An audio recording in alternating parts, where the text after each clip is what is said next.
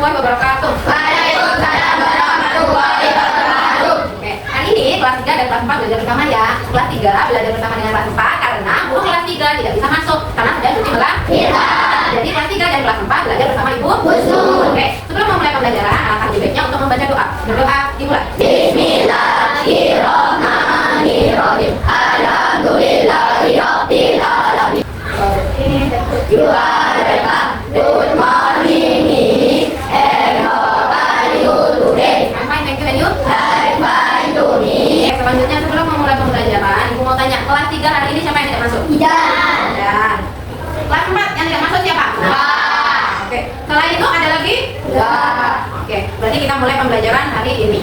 Ibu mulai menjelaskan tentang tujuan pembelajaran pada hari ini. Hari ini kelas 3 belajar tentang pengamalan sila Pancasila dalam kehidupan sehari-hari. Kelas 4 belajar tentang fotosintesis. Oke, Ibu jelaskan di kelas 3 dulu ya. Kelas 4 sambil lalu buka buku EKS-nya tentang materi fotosintesis sebelum Ibu menjelaskan. Oke, kelas 3. Ibu mau tanya, ini gambar apa kelas 3?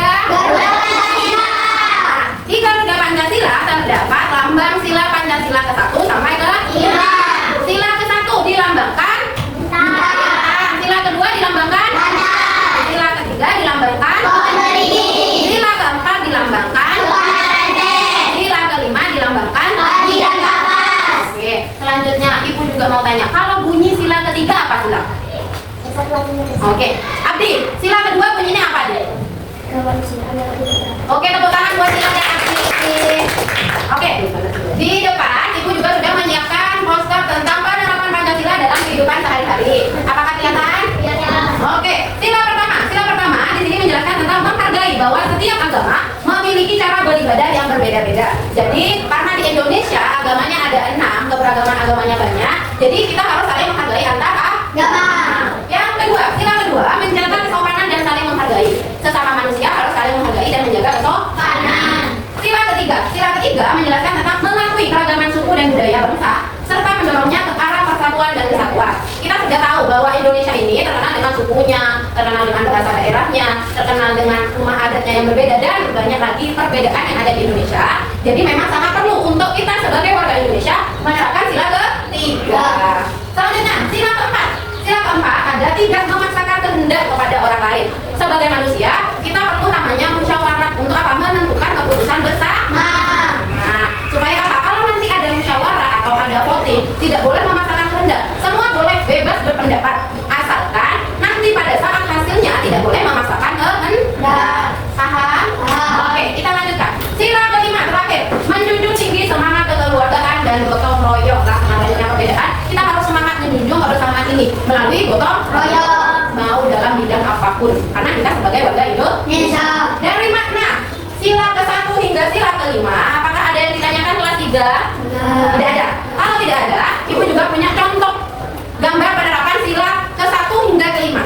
Ibu mau tanya, di sini gambarnya ada keanekaragaman, ada banyak dari daerah, suku-suku daerah di Indonesia. Kira-kira kalau cinta atau saling menghormati, ini termasuk sila keberapa? Sila ketiga. Selanjutnya yang tahu boleh angkat tangan ya. Yo. Ini gambar apa? Yo, sila. Gotong royong. Kalau gotong royong sila keberapa sila?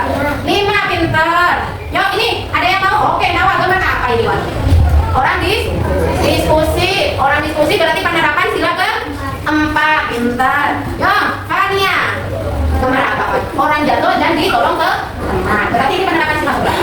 Kedua. Terakhir. Yo. Terakhir Abi, yo.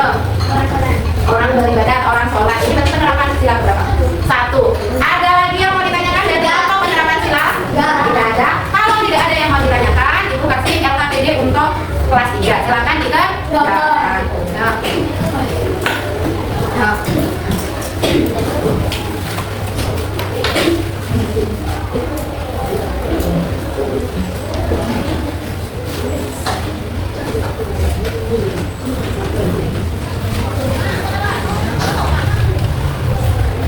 Kelas 3, LKPD-nya gimana? Bisa dikerjakan? Bisa. Oke, yuk Ibu terangkan dulu, pinjam 1. Oke, yuk. Perhatikan dulu kelas 3. Ayo cocokkan pengamalan Pancasila. Di sini ada gambarnya. Di sini ada sila keberapanya. Ada yang cocokkan. Kira-kira gambar pada ini 1, 2, 3, 4, 5 cocoknya dengan sila keberapa ya? Oke? Oke, silahkan dikerjakan. Sementara jangan rame dulu ya, Ibu mau mengajar di kelas 4. Oke, kelas 4 setelah kalian membaca LKS-nya, Ibu tanya, ini gambar apa? Pohon. Pohon ini bisa hidup karena apa? Ya, sudah sih. Hah? Makan.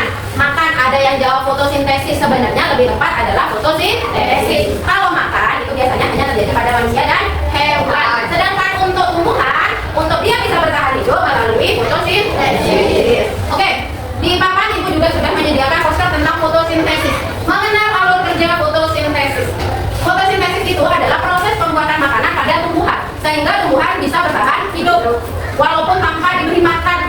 Gak ada yang memberi makan nasi goreng, gak bisa tumbuhannya, ya kan? Jadi tumbuhannya supaya bisa tetap hidup sama seperti manusia dan hewan memerlukan namanya proses fotosintesis. Oke, kita belajar alur kerja fotosintesis. Yang pertama, cahaya matahari. Cahaya matahari menyinari daun pada tumbuh-tumbuhan, ya. Cahaya matahari menyinari tumbuhan melalui daun. Akhirnya apa? Sinar matahari tadi masuk melalui daun. Selanjutnya, yang kedua ada klorofil. Apa itu klorofil? Apakah ada yang tahu? Yuk, Aifah. Zat hijau pada daun, benar. Klorofil adalah zat hijau pada daun, di mana klorofil daun mengambil energi cahaya matahari. Tadi kan cahaya matahari masuk ya melalui daun, ya kan? Masuk menyinari daun. Akhirnya klorofil tadi mengambil zat sinar matahari tadi yang ada pada daun. Selanjutnya, langkah ketiga. Langkah ketiga ada akar. Tahu tempatnya akar? Tahu. Ada di mana akar? Ayo, di bawah? Di bawah tanah. Benar. Akar menyerap air dari dalam tanah dan mengalirkan ke batang dan daun. Seperti contoh pada gambar ini. Akarnya kan di sini, ya kan? Akar ada di bawah ini. Air yang ada dalam tanah diserap oleh akar. Setelah diserap, dialirkan melalui batang dan hingga sampai ke daun. Paham sampai sini? Oke, Ibu lanjutkan. Selanjutnya setelah air ada namanya karbon dioksida. Menurut kalian, karbon dioksida itu sama seperti udara. Udara kotor. Benar. Udara kotor atau banyak udara yang tidak bersih di sekitar tumbuhan itu juga diperlukan pada saat proses fotosintesis. Tumbuhan menyerap udara kotor tadi hingga menjadi daun, menyerap karbon dioksida dalam udara. Daun tadi menyerap udara-udara kotor yang ada di sekitar tumbuhannya itu diserap masuk ke daun. Jadi semuanya itu kan terjadi di mana fotosintesis itu? Sinar matahari masuk ke daun, klorofil ada di daun. Akar dari airnya ada di apa? Air pada akar disalurkan ke batang sampai juga ke daun. Karbon dioksida diserap di daun. Jadi fotosintesis itu terjadi di mana? Di daun. Kan semuanya masuk ke daun. Ya, jadi fotosintesis itu terjadi pada bagian tumbuhan yaitu daun. Ingat? Ya. Ibu tanya lagi, proses fotosintesis itu terjadi pada bagian tumbuhan apa? Daun. Kenapa terjadi di daun? Karena semua masuk ke daun akhirnya. Setelah semuanya masuk, mau itu sinar matahari, klorofil, akar, karbon dioksida, akar tadi itu menyerap airnya itu, hasilnya setelah diproses hasilnya adalah kloroplas yang berupa oksigen atau udara bersih yang kita hirup. Dan karbohidrat. Karbohidrat itu apa Bu? Karbohidrat itu berupa buah-buahan yang dihasilkan oleh tumbuhan. Jadi kalau ditanya hasil dari fotosintesis adalah oksigen dan karbohidrat. Sampai sini ada yang mau ditanyakan? Paham? Kalau sudah tidak ada yang mau ditanyakan, silakan buka buku tulisnya. Kelas 4 tugasnya menulis skema alur proses fotosintesis pada tumbuhan. Yuk, silakan ditulis pada buku tulisnya. Yuk. Sambil lalu mengerjakan, Ibu pindah ke kelas 3 ya. Kelas 4 bisa damai, tidak rame? Ayo, bisa? Bisa, oke. Kelas 3, gimana? Sudah mengerjakan? Sudah. Oke, kelas 3 rupanya sudah. Yuk, siapa yang mau maju menerangkan hasil LKPD-nya? Ayo.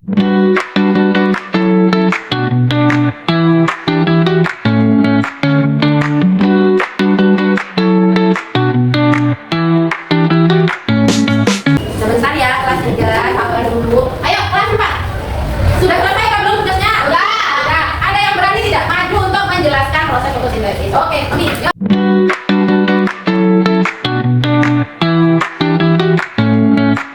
Sekarang Ibu tanya, kelas 3. Tadi kita belajar tentang apa?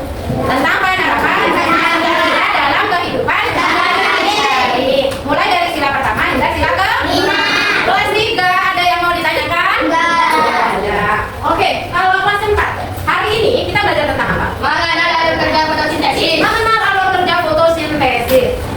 Tadi Romi sudah maju menjelaskan, yang lain juga sudah mengajarkan. Berarti ada yang mau ditanyakan kelas 4? Tidak ada yang mau ditanyakan. Kalau kelas 3 dan kelas 4 tidak ada yang mau ditanyakan, Ibu rasa cukup pembelajaran kali ini. Ibu tutup pembelajaran kali ini dengan membaca doa.